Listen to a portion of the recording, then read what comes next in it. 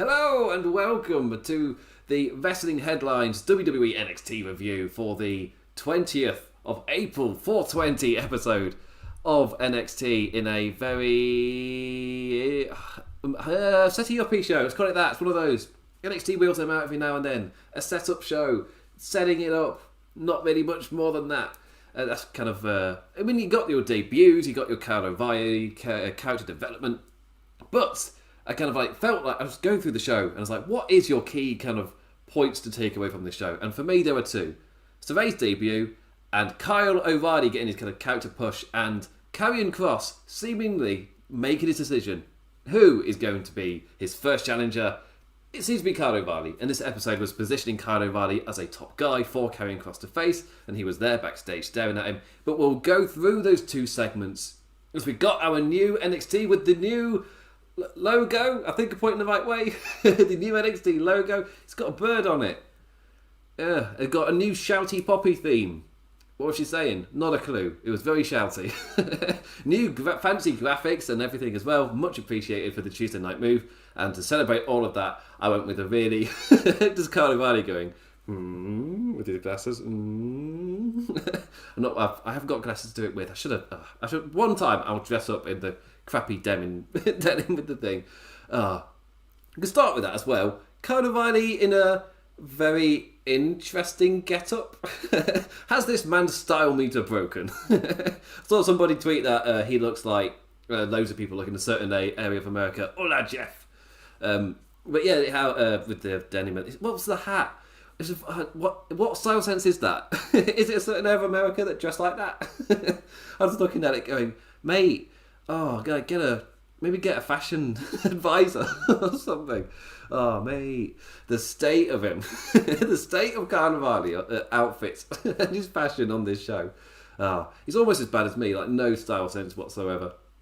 But yeah, anyway, he was a happy chappy chipper. He can move on and makes a time reference to change gears to Karrion Kross when Big Money Grimes came out. A nice little comedic thing. I enjoyed KO Coin. And they get into business together. And O'Reilly, he's been medically cleared. But who's his opponent? It can't be Grimes, because they just established that the business associates for KO Coin. And he puts on the shades. Oh, wait, it is you.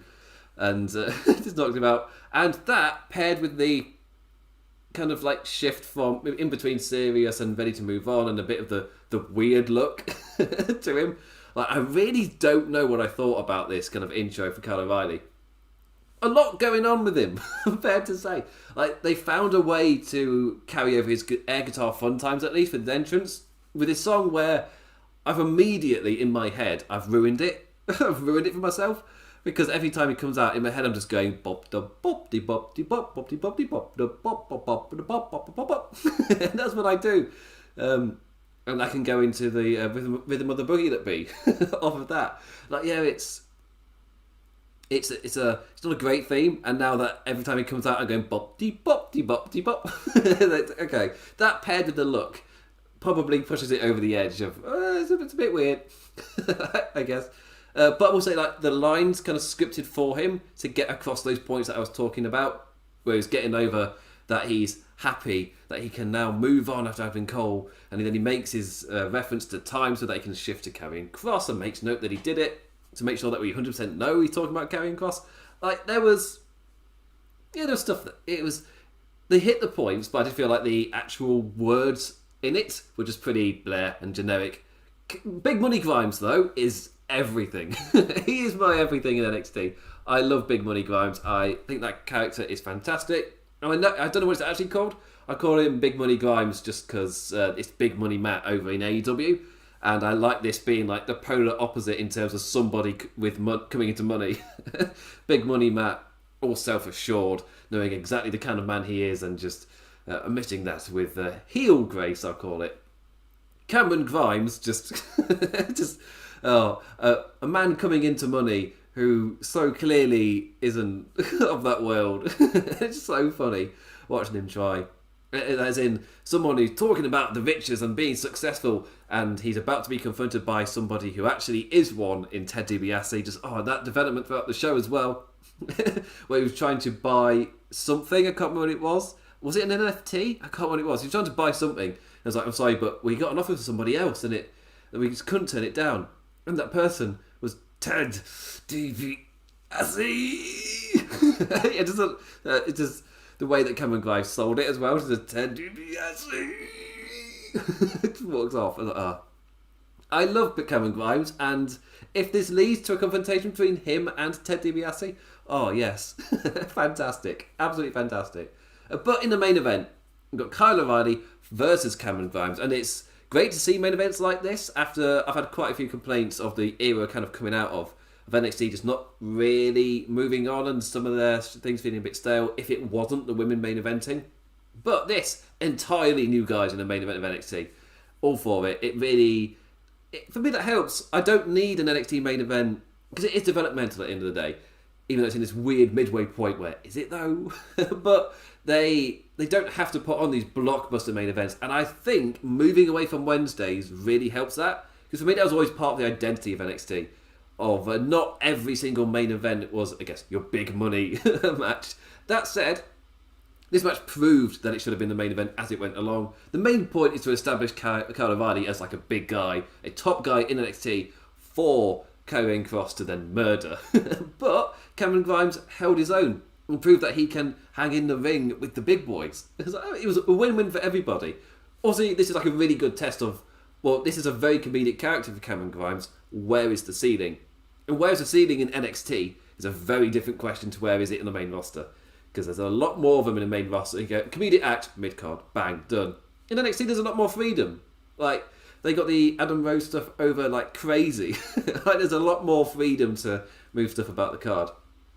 But I will say, so it was before the match when the main talking point happened, where Kyle O'Reilly was walking down the entranceway and ran into Karrion Kross on his way to the ring, and it looked like the champion selected his first defence. They just stare at each other, and they both just seem to acknowledge, okay then, and then Kyle O'Reilly goes down to the ring. Personally, really like that. You don't have to all walk out and point at the sign for the show, or just come out and go, I want to challenge you at NXT TakeOver for the championship. Okay, I accept your challenge to face me for the title at NXT TakeOver for the championship. He's had title and championship twice. Is that not a bit, unnecessary? No. Undo it and dig yourself out, Matt. I don't know where this is going. It's only a matter of time before I accidentally make one of them a random European character. Anyway, so the way that it was very, very like a small moment in the show, where it's one of those where it's going to have big ramifications later down the line, where he just seems to okay then out he goes and he proves it and he beats Cameron Grimes in a hard-fought match, which I was really happy to see. They got time. It was back and forth. It became more and more contested as time went on. It's great to see that. It's great to see Cameron Grimes get a match like that when he is presented as such a comedic character, and we've been through Grimes versus Loomis, which was nothing but crazy nonsense. To see him just like hold his own in a wrestling match, it does wonders for the character. It's one of those really basic things that sometimes in WWE it happens in NXT as well sometimes, where you kind of get lost in what if this character did that and this and that, but you just forget to establish them in the ring as this fantastic, there's a reason they're here. They're fantastic talent, and he's going to prove it in the main event. But yeah, just that look from Karrion Kross. And I like that his character can do that. They don't have to do the over-the-top Scarlett Bordeaux, is this your card? type of stuff. I've brought her character down with that. But yeah, that is that's something that I like about the character, that they can do these lower key ones, and Karrion Kross is just staring at him like, Now, Bordeaux was there, but it was Karrion Kross, both of them staring at Kyle O'Reilly, and they all knew what it meant. So yeah. Anyway, the match itself, it was a money main event for NXT. Kyle O'Reilly entering like a top guy, Grimes taking advantage of the man being cleared before he's 100%. Commentary making sure we 100% knew that. Like, not as easy to put the rich country boy away as O'Reilly thought. Like, a great back and forth match, like with O'Reilly nailing some stiff AF strikes. That's as far as I can say for YouTube. Grimes snatching momentum in an instant with some awesome counters and a solid final run to the match. Back and forth with both men landing shots with no idea who would be able to secure momentum. I mean, you've got an idea. You can read the purpose of this, and maybe the writing was on the wall because of that confrontation with Kross. But I felt like that elevated Grimes a bit because he's now facing the man that the NXT champion wants to face. So him holding his own for a fair bit in this match, I feel like that elevated Grimes quite a bit. It was quite smart. This is where the predictable outcome happening isn't always bad because look what else it did. Suddenly Grimes holding himself against the number one contender elevates Grimes. It's a much bigger deal than, we knew Kyle O'Reilly's going to win. Yeah, you achieved more with it. Well done. Good. Yeah. I felt like I've been mostly praised for NXT in 2021. I was so down on it at the end of 2020. But just to be more and more into it. And I feel like this move... I'm so happy with these moves to Tuesday so far. Like they've really have... Over the course of time, they were already focusing on the stuff like this, like the newer talent. It was already happening, but now they really are focusing on it. I guess it's interesting to see, because Adam Cole isn't there. Johnny Gargano, he's not always wrestling. He's very much involved with the storyline, with everyone in there. His own thing going on. They were all over this show, but it wasn't in the match. And then you've got Tommaso Ciampa doing his thing with Thatcher, who wasn't even on the show this week as well. Of course, Adam Cole's out too. Finn Balor's not been seen since Karrion Kross beat him. That generation where it's just like, you need to move past these, really. It's just a bit with them still being there. You've got talent begging to be breaking through. And now we're in that generation where they have. And seeing Kyle O'Reilly's next opponent, yeah, all for it. Him being treated like a top guy, I think is great. Away from the Undisputed Era as well, I think it is also great.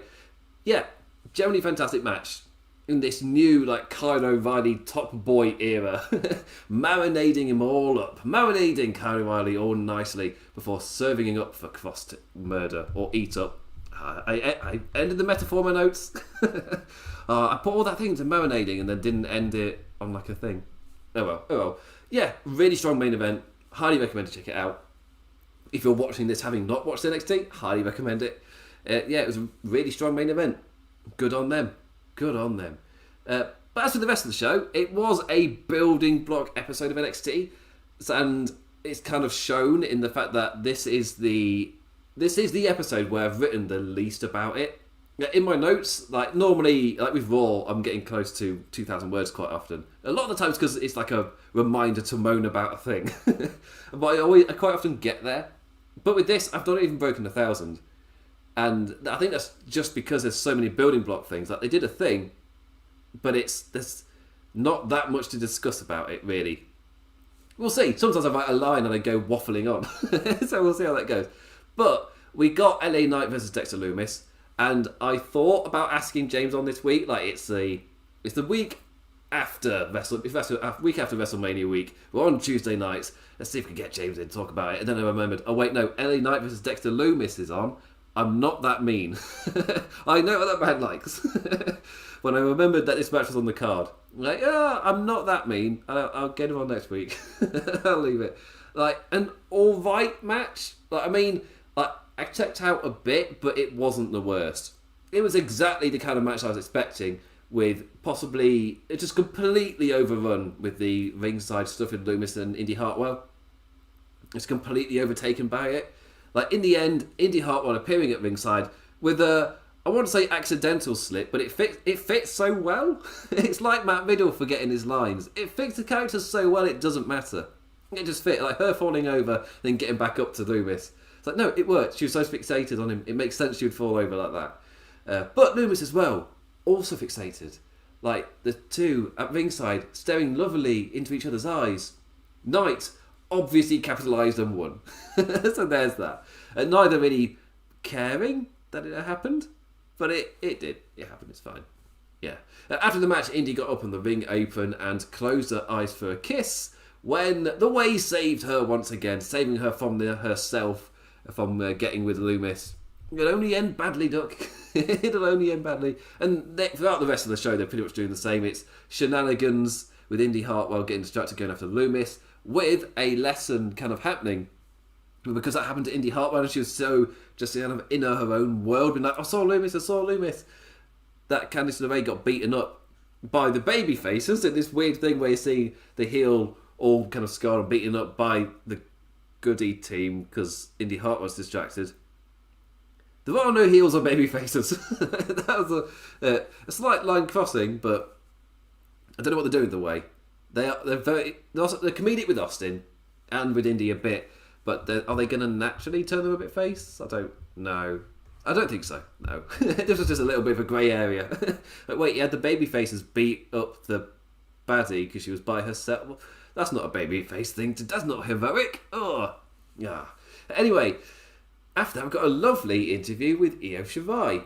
Beth Phoenix interviewing her at the office table. Up on the TV screen was her title loss at Stand and Deliver, kind of going over it and talking about various points in the match where Gonzalez slammed her down.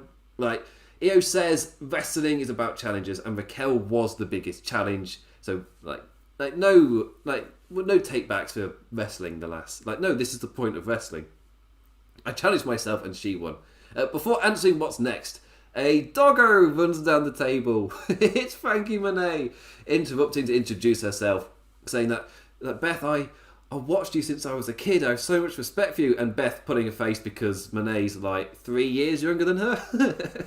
So, Io Shirai, not happy with that. Just leaving with the amazing statement of, I like cats. Going away. I can't remember if she made a cat noise, but that's how I remember it in my head. Especially, the next level was wrestlers, those wrestlers posting, that was a bit posh, posting pictures with their cats. It's I'm a cat person too. So we've learned today how many wrestlers are cat people. Thanks, Io. She herself tweeted out a picture with her and a cat. So we know that she's not lying. She's got a cat, or at least was within the vicinity of a cat. So yeah, it's dog versus cat. That's what this is boiling down to. Who wins? Which is better, dog or cat? That's what it's going to boil down to. Not two great wrestlers having this fantastic feud. Nah, it's dog versus cat, isn't it? Woof woof, meow meow, let's go. Which one's better? Build up have a Twitter war about it. This is where wrestling's going next. You thought the Wednesday night wars were over? It's Tuesday nights and now the animal wars. Anyway, Breezango. As an Englishman, this is an interesting one to cover. Royal Breezango marching back and forth as Royal Beefeater guards. Rip into them, Gibson. It was Breezango versus the grizzled young veterans. And Gibson calling them typical ignorant Yanks. Zach Bret Harting his way into British babyface territory and American heel. Just no, he's ripping into them. Good on you, Gibson. Good on you. Rip into those ignorant Yanks. I should remember my audience. Drake jarring his knee after jumping from the top. Or did he? Ooh, it was all a mirage. Poking the eye from Gibson. 10 out of 10. Give Drake an Oscar. And also an amazing reversal in the end too. Breeze with momentum going to spin into a head scissors. Instead halted and flung up into the ticket to mayhem. Grizzled young veterans continuing with the strong wins, which was pretty much the point of this.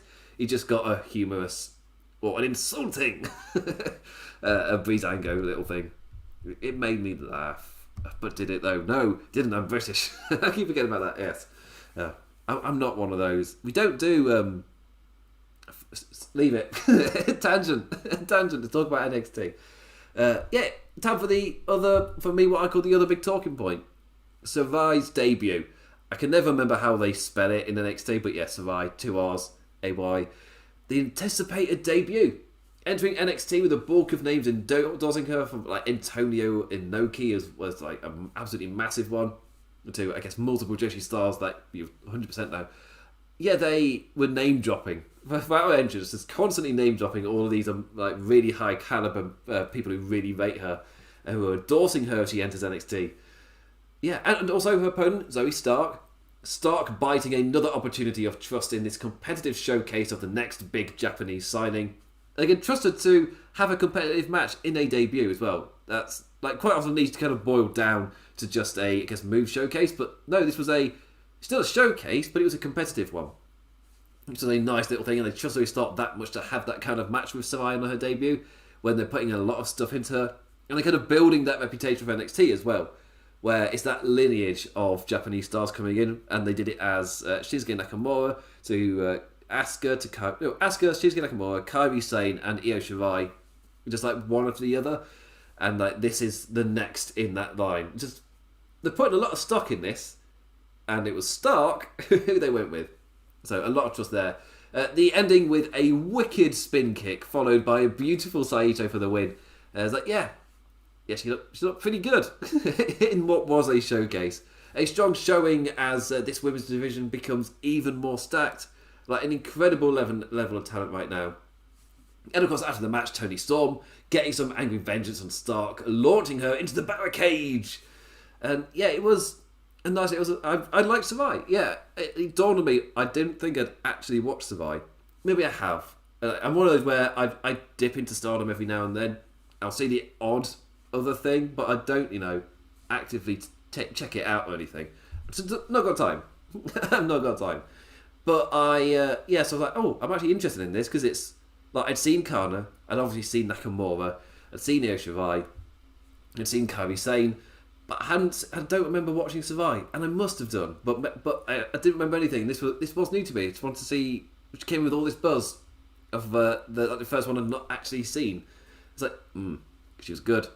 She was. Of course, we'll wait and see when she's up against like the higher echelon of the women's division. She's going for titles and things, and having proper feuds, because that's when Io Shirai really came into her own and developed her character.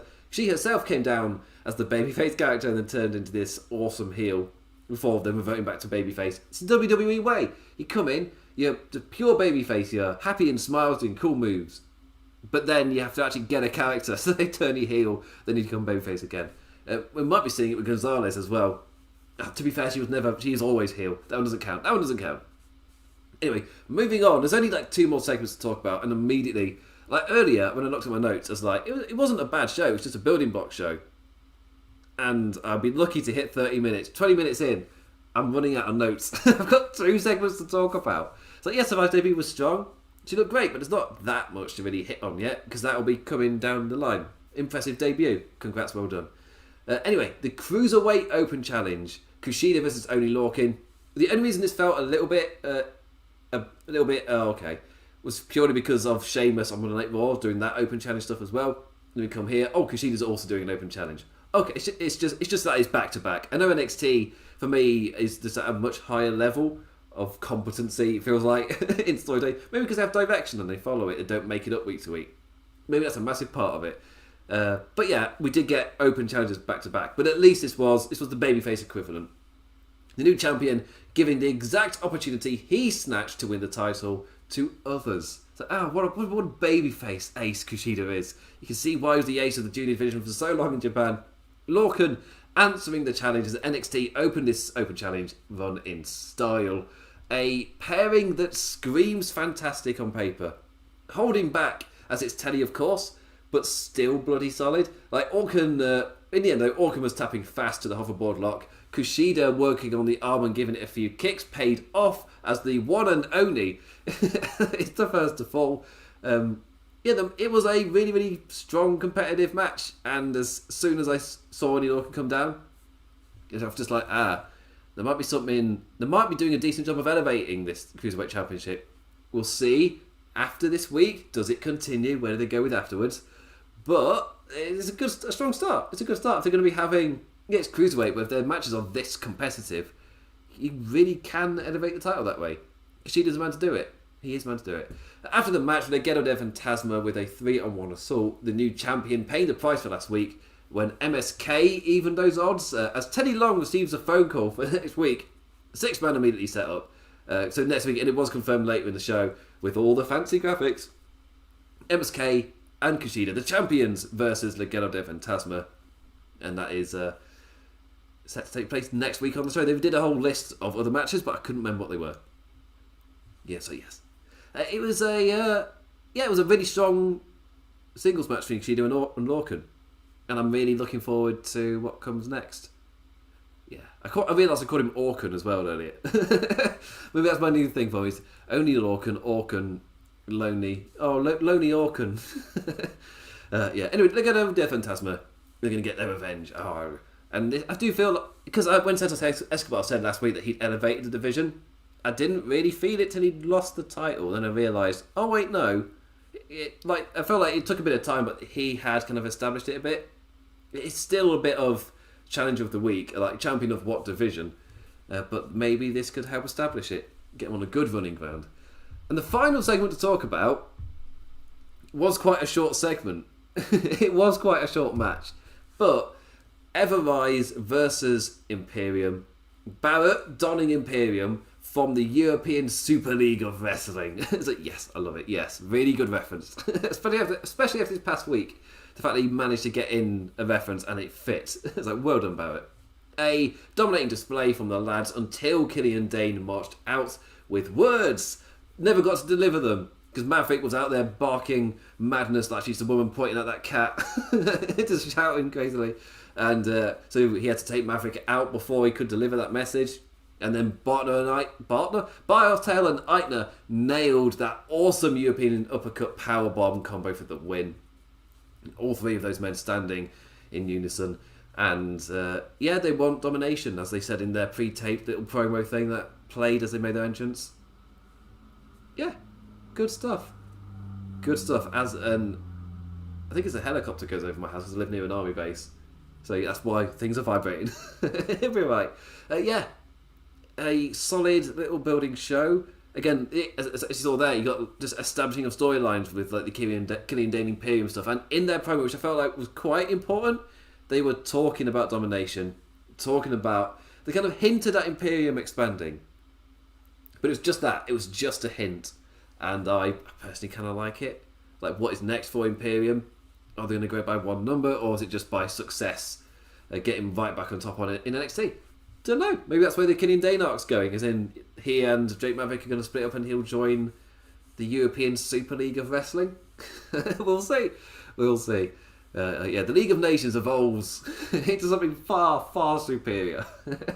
But the main talking point for me, the two ones, Sarray's debut, she looked impressive, nailed it, and Kyle O'Reilly being kind of presented as a serious top guy, serious main eventer. It's just with a very interesting fashion sense. That's just an immediate impression. I was like, I was thinking, how do I call the show what I'm going to call it? So we can talk about his main topic. And what photo of Kyle, what do I use for Kyle O'Reilly? I was just like, I guess him looking a bit like a dork. After punching Grimes, that'll do. So Kyle O'Reilly's set to face Karrion Kross. I don't know when, but it was so subtle in this show that you got the story part across that he is going to challenge him without really doing the big hoo-ha presentation of it. You can do that next week. You can do them kind of colliding a bit next week. You can hold it off. There's gradual little easing it in. Yeah, like it. NXT, it feels like there's less pressure on them to perform in that way. And I think the numbers were very similar to last week that have come out. I thought they were around 810,000 last week, and I think it's the same again. I think obviously we don't get the streaming network numbers. We don't get the BT numbers, so we don't know what it is over here either. But the AEW versus Minder, which is a 80s detective show, that's the real competitor over on ITV4. Oh, it gets close. Rob's been tracking that from day one. Good stuff over on Twitter. Just to plug his account. Anyway, that's literally all I've got to talk about for NXT. I've blasted through this show, and I'm happy I didn't ask James for it because it was just a building block show. So next week, I'll ask the man on. I won't plug it that he's here on because I haven't asked him. Not time for things to say online. Anyway, I thought this was a strong building block NXT. Nothing to go crazy at. It's even perfectly fine if you. This is like you don't have to watch this NXT.